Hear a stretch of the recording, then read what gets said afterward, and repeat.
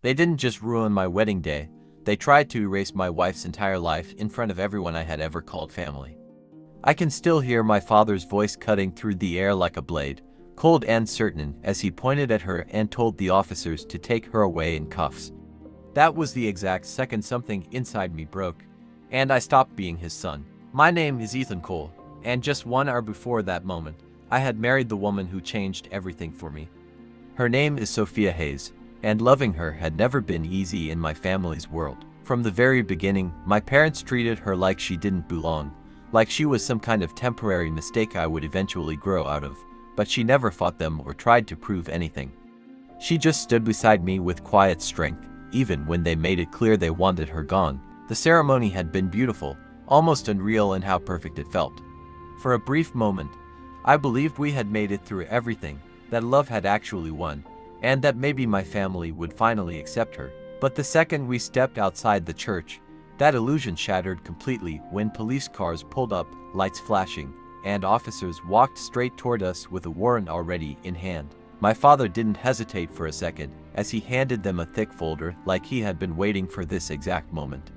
He told them she had been stealing from his company, forging documents, manipulating accounts, and running some kind of long con behind my back. I stood there stunned, barely able to process what he was saying, because none of it made any sense.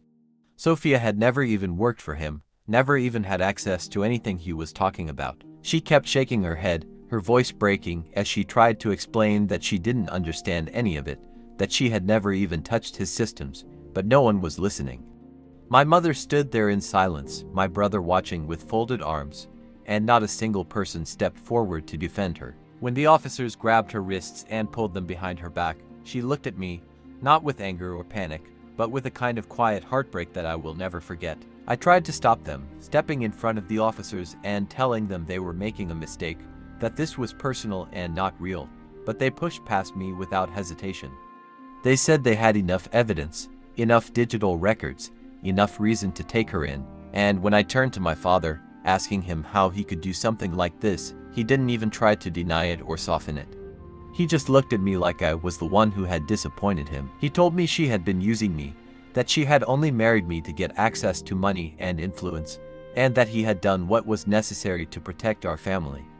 That was when I understood the truth, not the one he was trying to sell, but the real one underneath it all. This was never about evidence or justice, it was about control, about him making sure no one stepped outside the version of life he had built. When they drove away with Sophia in the back of that car, still wearing her wedding dress, I didn't chase them or scream or fall apart. Something inside me went completely still, like every emotion had been replaced with clarity. I looked at my father one last time, memorizing the confidence on his face, and then I turned and walked away without saying another word. I went straight to Sophia's best friend, Olivia Carter, who happened to be one of the sharpest corporate defense attorneys I had ever met.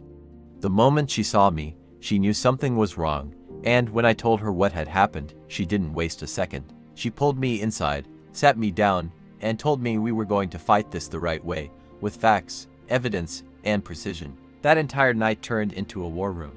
I gave her everything I had access to, from company records to login credentials, emails, transaction histories, anything that could help us understand what my father had done. I knew his habits, the way he operated behind closed doors, the shortcuts he took when he thought no one was watching, and Olivia knew exactly how to dig into those patterns. By morning, we had something that changed everything. It turned out my father had been moving money through hidden shell companies for months, long before I even proposed to Sophia. He had used my employee credentials to initiate transactions and then built a false trail designed to point directly at her, using the fact that her device had connected to my office network when she visited me. It was all planned, calculated, and executed with the kind of precision that made it almost impossible to trace unless you knew where to look. When Olivia showed me the full picture, I felt something shift again, but this time it wasn't shock, it was resolve. He hadn't just accused her, he had set her up from the beginning, using me as the bridge to make it believable. That was the moment I decided I wasn't just going to defend her, I was going to dismantle everything he had built. We filed a counterclaim immediately, and at the same time, we handed over the evidence to federal investigators. But I didn't stop there. because I knew my father well enough to understand that he wouldn't take it seriously until it was right in front of him. So I walked into his office that same day and dropped the evidence on his desk without saying much. When I told him a federal investigation had already begun, I watched his confidence crack for the first time in my life. He tried to laugh it off, tried to act like it was nothing, but I could see it in his eyes that he understood exactly how serious it was. He knew the shortcuts he had taken, the risks he had ignored, and now those choices were catching up to him faster than he could control. Over the next week, everything started to unravel. Sophia was released and cleared almost immediately once the real evidence came to light. My brother's name showed up in internal communications connected to the fraud, and he was suspended from his position before the week was over. My mother, who had stayed silent that entire day, received a subpoena that forced her into the spotlight she had always avoided. I made sure the truth didn't stay hidden by sending the documents to the press through secure channels, and once the story broke, it spread faster than I could have imagined.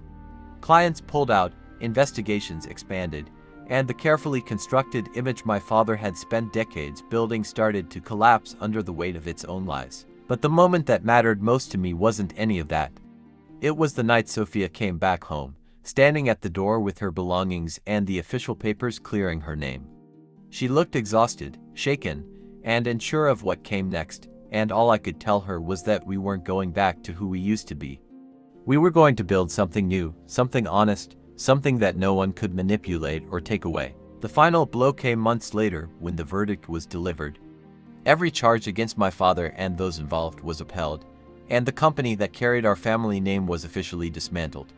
There was no celebration, no sense of victory, just a quiet understanding that the truth had finally caught up with them. Now, when I think back to that day on the church steps, I don't see it as the moment everything was destroyed.